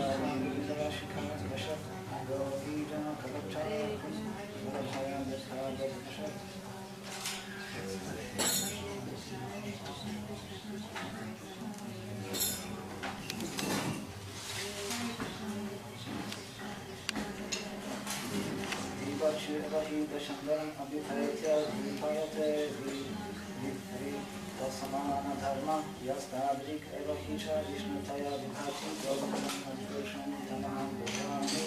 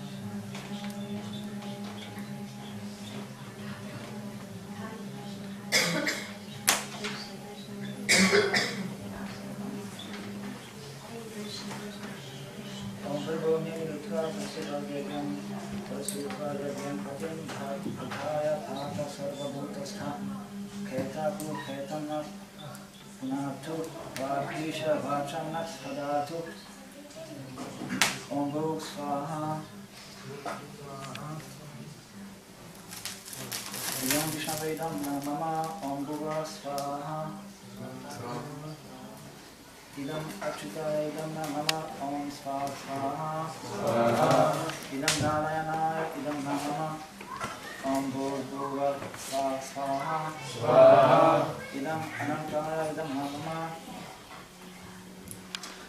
Now we say these mantras, and after every word we need to repeat, and after every svaha put the grain into the fire. But in such a way, then don't use this finger and don't touch by nails to the grain. Just crush it like this and throw into the fire.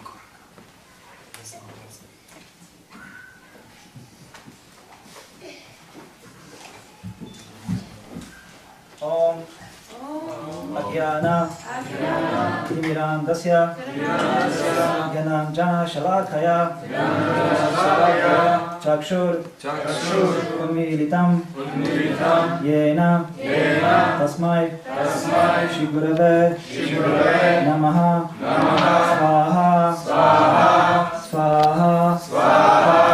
Svaha Shri Chaitanya Manobhishtam Sthapitam Yena Bhutale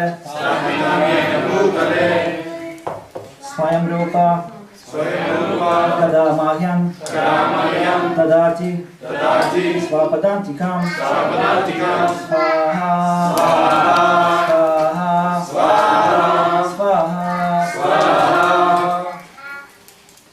Vandeham Shri Guru Shri Yuta Padakamalam Shri Gurun Vaishnavansha Shri Rupam Sagrajatam Sahagana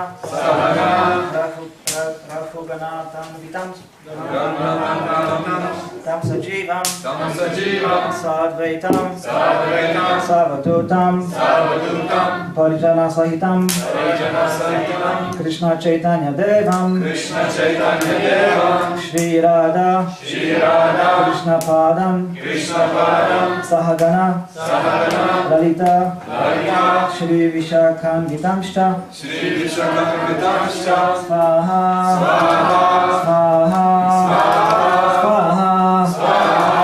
Namo Om Vishnu Padaya Krishna Preshtaya Bhutale Shrimate Bhakti Vikasa Svami Iti Namine Svaha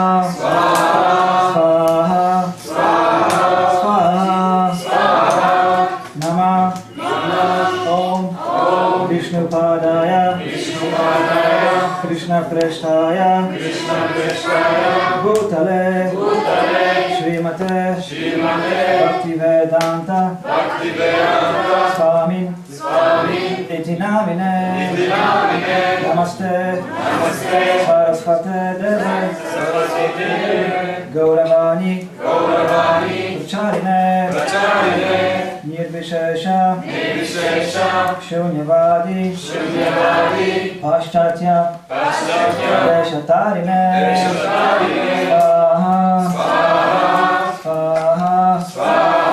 Svaha Namah Om Vishnupadaya Krishna Preshtaya Bhutale Srimate Bhakti Siddhanta Sarasvati Iti namine Shri Varshabhanevi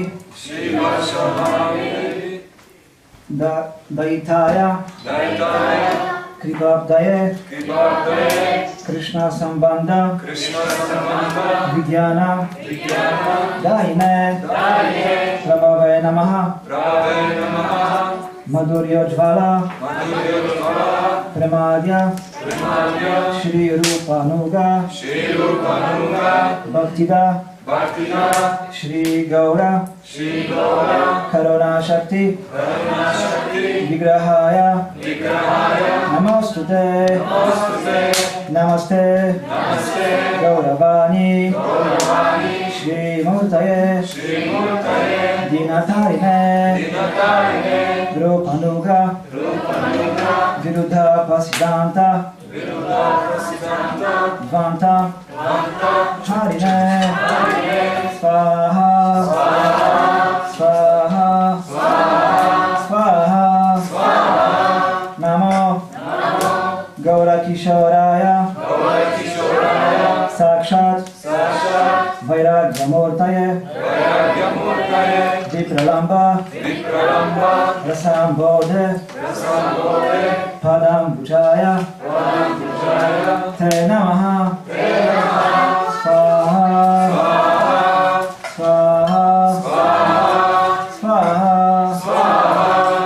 Namo Bhakti Vinodaya Satchit Ananda Namine Gaura Shakti Swarupaya Rupanuga Varayate Svaha Svaha Svaha Gaura Virbhava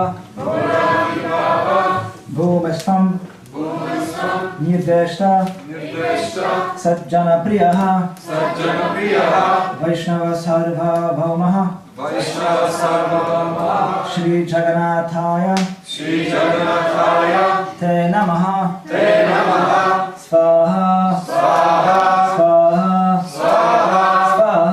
Svaha Vancha Kalpa Tarubhyascha Kripa Sindhubhya Evacha Patitanam Pavanebhyo Vaishnavebhyo Namo Namaha Svaha Svaha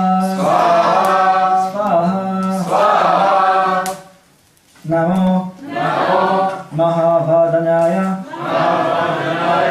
Krishna Prema Pradayate Krishnaya Krishna Chaitanya Namne Gauratvishe Namaha Svaha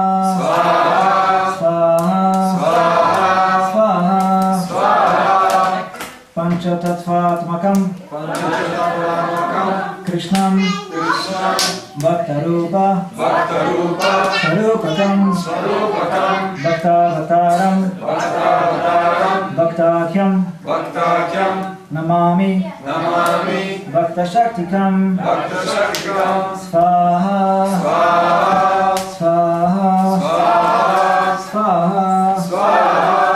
Hey Krishna Krishna, Karuna Sindhu, Dinabandhu, Jagatpate, Gopesha, Gopika Kanta, Radha Kanta, Namostute, Swaha, Swaha, Swaha,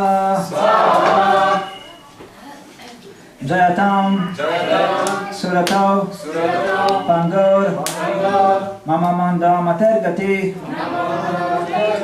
Matsarvasva, Padam Bojo, Radha Madana Mohana, Swaha, Swaha, Swaha, Divyat, Dindanya, Kalpadrumada, Srimat Ratnagara, Simhasanasthav, Srimat Radha, Shira Govindadvipa, Kristalibhi, Seyamanau, Smarami, Swaha, Swaha, Swaha, Shriman, Rasarambi, Vamshivata, Tatastita, Karshan, Venus Faner, Gokir, Govinata, Shriyestunaha, Swaha, Swaha, Sapta Kanchana, Gorangi, Radhe, Vrindavaneshwari, Rishabhanu, Sute Devi, Pranamami, Hari Priye, Swaha, Swaha, Shri Krishna Chaitanya, Prabhu Nityananda, Shri Advaita, Gadadara, Shri Vasadi, Gaura Bhakta Vrinda, Swaha,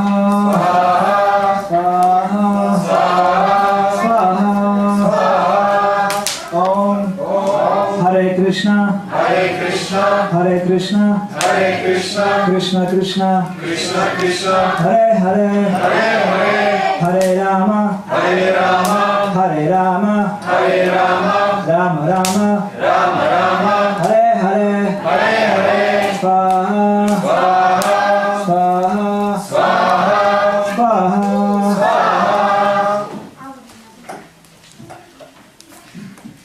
Now you can recite it all repeat the word by word, and after just push carefully down and decide. Namo Brahmanya Devaya Brahmana Hitaya Cha Jagat Vithaya Krishnaya Govindaya Namo Namaha.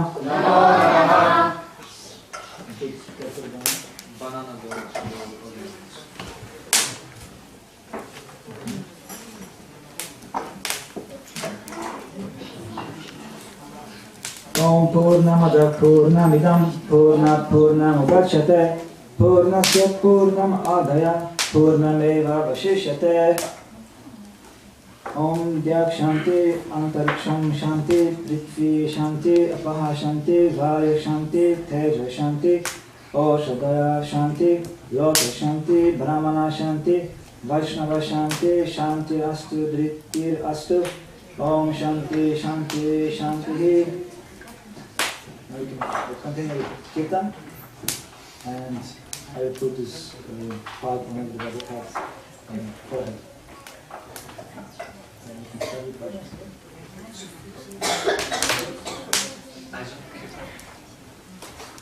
It's enough. Jai Shri Krishna Chaitanya Prabhu Nityananda Hare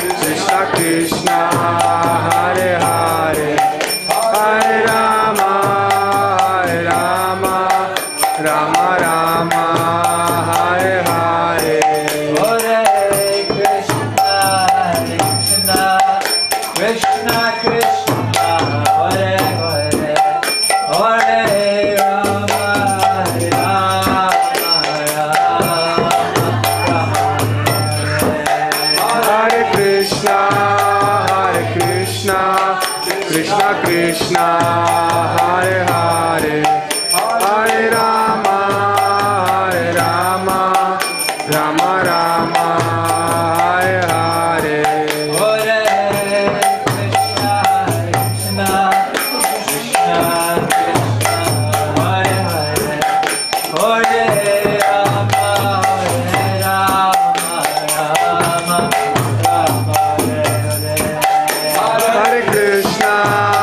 Hare Krishna, Krishna Krishna, Hare Hare, Hare Rama, Rama Hare Hare. Hare Krishna, Krishna Krishna, Hare Hare, Hare Rama, Rama Rama, Hare Hare. Hare Krishna, Krishna Krishna, Hare Hare, Hare Rama,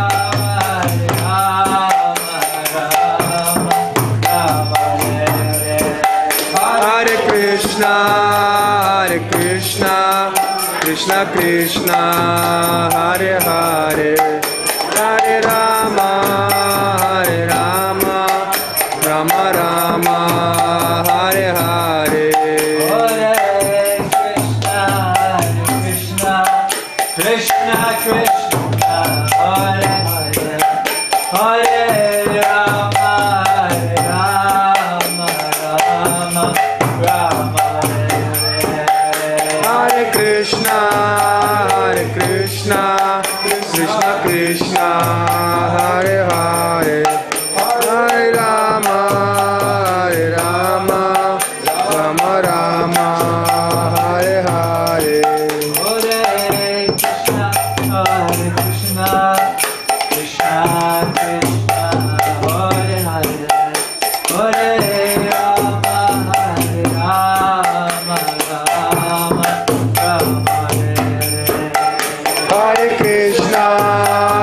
Krishna, Krishna Krishna, Hare Hare, Hare Rama, Rama Rama, Hare Hare. Hare Krishna, Krishna Krishna,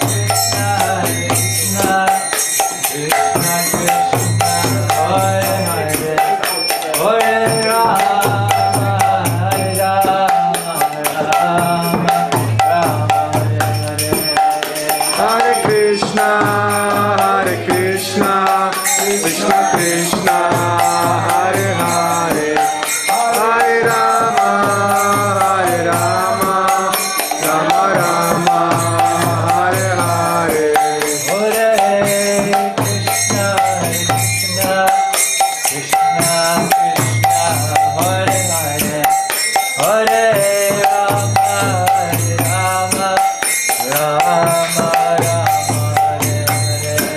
Hare Krishna, Krishna Krishna, Hare Hare, Hare Rama, Rama Rama, Hare Hare. Hare Krishna, Krishna Krishna, Hare Hare, Hare Rama, Rama Hare Hare. Hare Krishna, Krishna Krishna, Hare Hare, Hare Rama, Rama Rama, Hare Hare. Hare Krishna, Krishna Krishna, Hare Hare, Hare Rama, Rama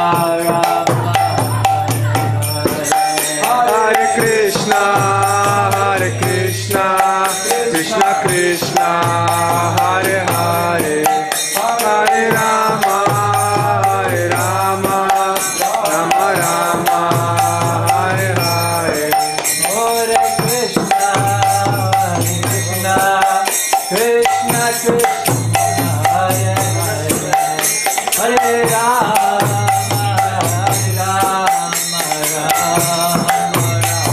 Hare Hare.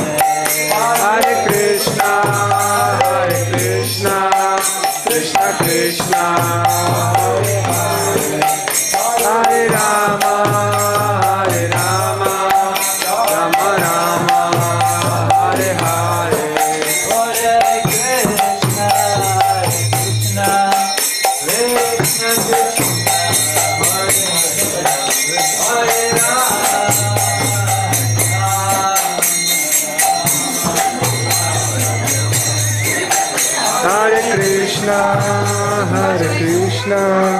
Hare, what is your name? Guru? Guru Govinda. Guru Govinda, that's... Is Dakshina. Что? Mahavishnu. Дакшина? Ничего себе, а зачем тебе дакшину дают, что ли? Сбером, видишь? А зачем? Зачем? Для гуру. А, для гуру, да? А так он тоже собирает, тот хиндус, тоже собирает дакшину, да? Тот другой хиндус тоже Так, собирает дакшину? каждому считать. И потом ты там гуру должен отдать, да? Так. Круто.